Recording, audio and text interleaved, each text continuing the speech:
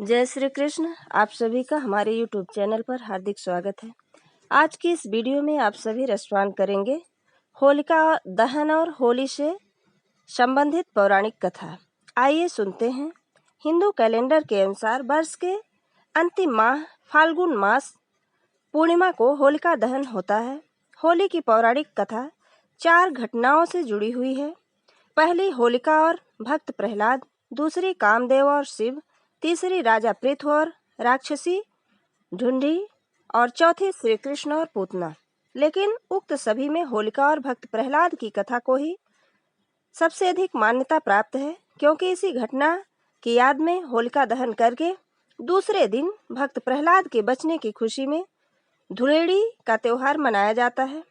आइए जानते हैं इसकी पौराणिक और प्रमाणिक कथा।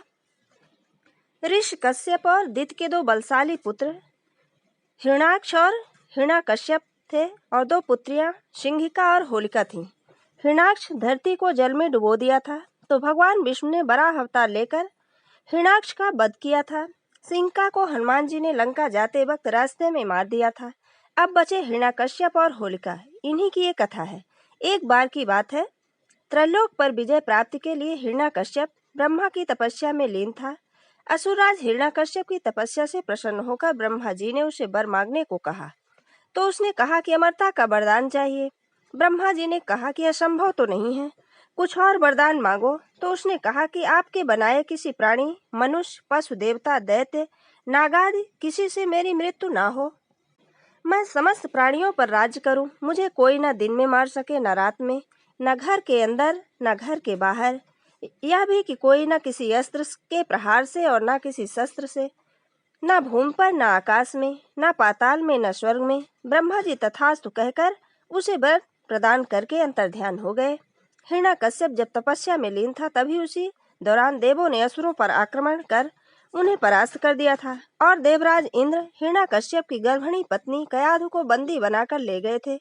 परंतु बीच रास्ते में ही उन्हें देवर्षि नारद से मुलाकात हुई। नारद जी ने इंद्र को उपदेश दिया कि आप ये पाप कर रहे हैं। उपदेश सुनकर इंद्र हिरण्यकश्यप की पत्नी कयाधु को महर्षि के आश्रम में छोड़कर स्वयं देवलोक चले गए। गर्भवती कयाधु को नारद ने विष्णु भक्ति और भागवत तत्व से अवगत कराया। यह ज्ञान गर्भ में पल रहे पुत्र प्रहलाद ने भी प्राप्त किया। इधर हिरण्यकश्यप जब लौटा तो इस वरदान ने उसके भीतर अजर अमर होने का भाव उत्पन्न कर दिया। इसके चलते उसने धरती पर अत्याचार करना शुरू कर दिया। उसने देवों को अपना दास बनाया, ऋषि मुनियों व भगवत भक्तों को तंग करने लगा, यज्ञों को नष्ट भ्रष्ट करने लगा। उसने आदेश दिया कि मेरे राज्य में किसी भी देवता की पूजा नहीं होगी और सभी लोग हिरणाय नमः के अतिरिक्त अन्य किसी भी मंत्र का जाप नहीं कर सकते। पूरे राज्य में स्वयं उसी की पूजा की जाए, अन्य किसी की पूजा नहीं हो सकती। जो ऐसा नहीं करेगा उसे मार दिया जाएगा। उचित समय बाद प्रहलाद का जन्म हुआ तो राज्य में खुशियां मनाई गई। हिरण्यकश्यप के 4 पुत्र थे, अनुहल्लाद, हल्लाद, भक्त प्रहलाद और संहल्लाद।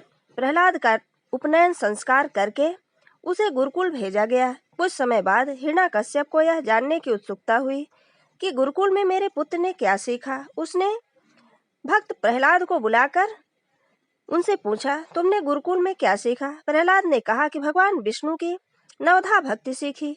अपने पुत्र के मुख से अपने शत्रु विष्णु का नाम सुनकर हिरण्यकश्यप क्रोधित हो गया। कई बार समझाने पर भी प्रहलाद ने विष्णु की पूजा बंद नहीं की, तो इससे उन्हें क्रोध आया और वे अपने गुरु को बुलाकर कहने लगे कि ऐसा कुछ करो कि यह विष्णु का नाम रटना बंद कर दे। गुरु ने बहुत कोशिश की, किंतु वे असफल रहे। तब असुरराज ने अपने पुत्र की हत्या का आदेश दिया। सैनिकों द्वारा उसे विष दिया गया, उस पर तलवार से प्रहार किया गया, विषधरों के सामने छोड़ा गया, हाथियों के पैरों तले कुचलवाना चाहा, पर्वत से नीचे फेंकवाया, लेकिन श्रीहरि विष्णु की कृपा से प्रहलाद का बाल भी बांका ना हुआ। उल्लेखनीय है कि फाल्गुन शुक्ल सप्तमी को प्रहलाद को बंदी बनाकर पूरे 8 दिन तक त्रास दिया गया। इस तरह उसे मारने के अनेक प्रयास किए गए। हिरण्यकश्यप को चिंता होने लगी कि ये नहीं मरा तो विष्णु की ही भक्ति सब लोग करने लगेंगे। उसकी चिंता को देखकर उसकी बहन होलिका ने कहा कि आप चिंता ना करें भैया, मुझे ब्रह्मा से वरदान प्राप्त है कि मैं किसी भी प्रकार से अग्नि में जलकर नहीं मर सकती।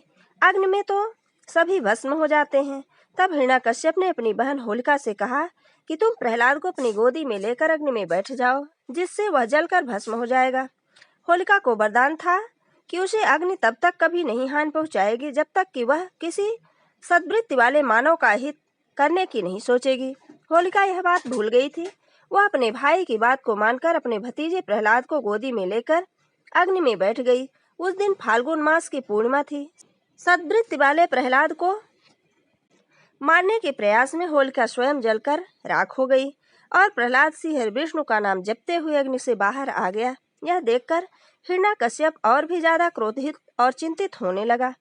इस घटना के बाद ही हिरण्यकश्यप ने प्रहलाद को एक खंभे से बांध दिया और फिर भरी सभा में पूछने लगा, किसके बलबूते पर तू मेरी आज्ञा के विरुद्ध कार्य करता है? प्रहलाद ने कहा, आप अपना असुर स्वभाव छोड़ दें। सबके प्रति समता का भाव लाना ही भगवान की पूजा है।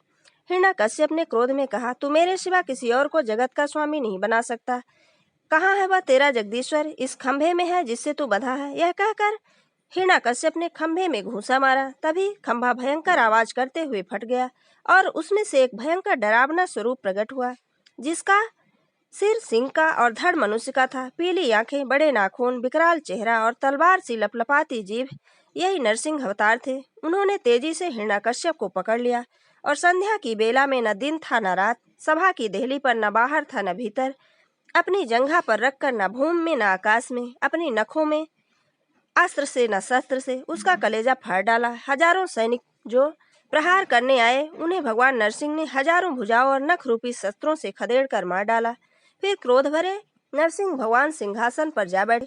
प्रहलाद ने दंडवत होकर उनकी प्रार्थना और पूजा की। प्रहलाद का राज तिलक करके नरसिंह भगवान अपने धाम को चले गए। ये थी होलिका और होली से जुड़ी पौराणिक कथा।